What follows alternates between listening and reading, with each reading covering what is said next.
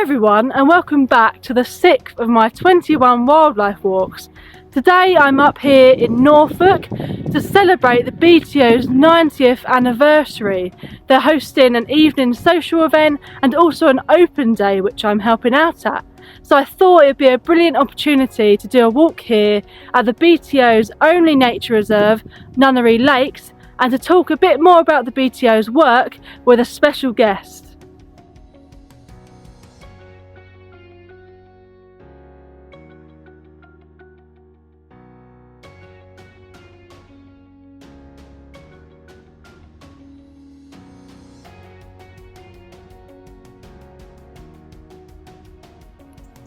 So I've now walked a bit of the reserve and I'm just stood on this platform here which allows you to see a lot of the reserve, and I've just had a lovely flock of about 50 lapwing fly overhead.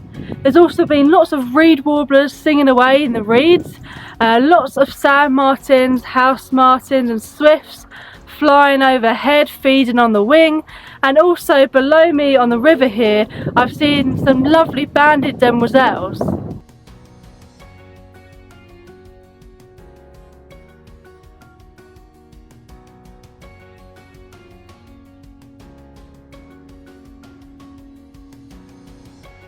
So the lakes here which form the reserve were actually created as part of an old gravel workings, but now this site, despite being quite small, is formed of a mixture of rich Breckland habitats which hosts a great variety of wildlife.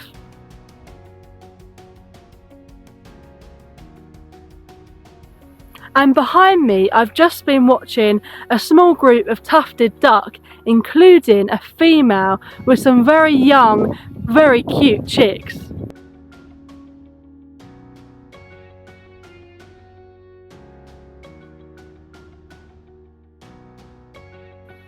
So for this 21 Wildlife Walks project, as I'm sure many of you will know from watching my videos, the main aim is to raise £2,100 for the BTO before my 21st birthday in September, and I just wanted to talk a little bit about why I'm so passionate about this organisation and hence why I'm trying to raise money for them.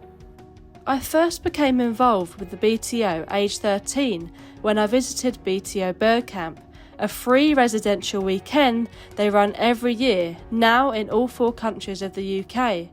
I was finally able to meet like-minded young people, share my passion for wildlife and feel part of a community. 7 years on, I'm able to help lead these bird camps and set up events for young people in Dorset. Their youth work and research is so vital to conservation. So I'm now joined with the BTO CEO, Juliet Vickery. Thank you for joining me, Juliet. So we're going to talk a bit more about what the BTO does. So how was the BTO formed and when?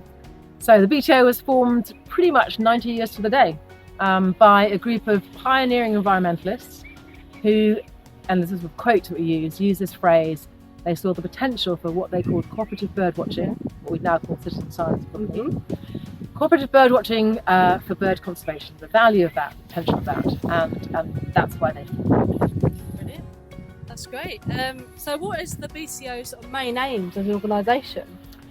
Well, there's probably very many aims, but I think the thing we do uniquely is bring together, just as our founders saw, passionate, skilled birdwatchers as volunteers to help us collect data in England, Scotland, Wales and Northern Ireland, and really understand what's going on with our bird populations.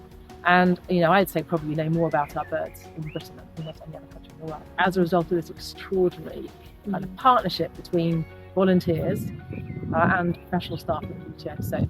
So these volunteers go out and collect all this fabulous data, and then that's kind of wrangled into some kind of very robust numbers by our scientists. And of course now, from 90 years ago when it was just seeing how many birders there were in Britain and this sort of peculiar, they called it, love of birding and birds. Now we've got this, really fantastic, I would say, kind of army of people out there, and the data we collect goes into national statistics, international statistics, and is really just this fabulous powerhouse of conservation, a real bedrock to what we do. Thousands of volunteers that we have. Yeah, lots of ringers and people doing different surveys. So it's all vital work. So what do you think the BTO is going to be like moving forward? So as an organisation, how do you see it, improving and progressing? Again, lots of ambitions that we have, obviously, for the organisation. But I suppose it's important to say to start with that we, very much holding on to our core. So we talk about having these 3 central parts of our work now, which is first and foremost birds. Yeah. And I mean, as you are showing to so many people, they can bring joy to people anywhere. Yeah. But also they're a great indicator of what's going on in the natural world. So by understanding birds, we have this great, I think, kind of peek into what's going on in the rest of our environment. So great indicators. The second thing we are absolutely holding on to is our science. And for me, that's about being confident in what we say, and also having that authority that the science really gives you. So birds and science, and the third thing is, of course, people. We are totally dependent on the people that both gather our data and analyse it, but more importantly, I think, in a way, that kind of volunteer workforce. So birds, science, people, that's at our core, and that will stay at our core. But the shift we're making now is, I suppose, recognising we are in this real crisis in terms of biodiversity loss and climate change, and we need to do more with that wealth of data and science and expertise. So it's about being really sure that we're working to answer the most important questions, to get those questions where we make a difference, and have real impact for the birds that we, our own data is telling us are in trouble. Is there any sort of recent projects that you're sort of passionate about and really enjoyed? I'm passionate about so many of them, but I would say, every year I'm just staggered by what our volunteers do as part of the breeding bird survey or the wetland bird survey, or even the garden bird survey close to home. So just seeing the sort of annual reports and they're sort of staggering, nearly 2 million hours of volunteering put towards trying to understand what's going on. Think about the breeding bird survey, nearly 4,000 kilometre squares of people visiting, twice or 3 times a year to help. Dedication. Yeah, amazing. So every year I get that, I think this is astonishing. I suppose right now for us, things like avian influenza, how we really use our information to help track and inform how we respond to that disease is something that we kind of feel really, really kind of passionate about, and particularly thinking much more about how we use our data to look at solutions. So I think everyone knows the BTO because we spot problems. So we'll see all these graphs of things declining, but our data also is really valuable in terms of identifying solutions and testing solutions. So trying to be much more focused on that solution testing and being part of that. Oh, brilliant. So maybe a bit more about you. Sort of how did you get into birding, and how did you sort of become CEO of BTO? It's quite sort of a niche organisation within ornithology.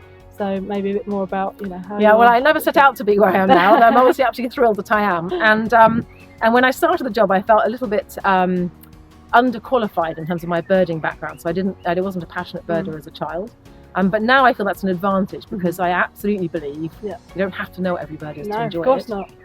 And everyone's got to start somewhere. So anyway, I wasn't a passionate birder as a child, but I did do my undergraduate project at the university on swifts in the museum tower in Oxford, and that was the beginning of it for me. Yeah, I mean, I completely fell in love with these birds, which I just thought were, we all know, astonishing. Oh, I love swifts. In terms of what they do every year, where they, the thousands of miles they migrate, sleeping on the wing, all of this stuff was an eye-opener. And then the data I collected, which was simple data, but really gave an insight to how closely linked they were to the environment. Okay. So that was it. It was kind of birds and science that I just thought, I have to be in this. That's a bit and I just kind of went on to do a PhD on dippers in Scotland, and then 3 years more research on wild geese in Norfolk. Okay. So I was kind of then pretty much on that track. Birds. Yeah, absolutely. And then had the real fortune to lead a research team at the BTO on farmland birds, and then another team at the RSPB on international and global issues. So I'm very much bedded in science and what science can tell us. And when this job came up, it was just a golden opportunity that I couldn't miss. Of course not. Well, thank you very much for today and speaking to me. Thanks for watching today's video. If you can, please check out my Just Giving page where I'm at 30% of my target thanks to your generous donations.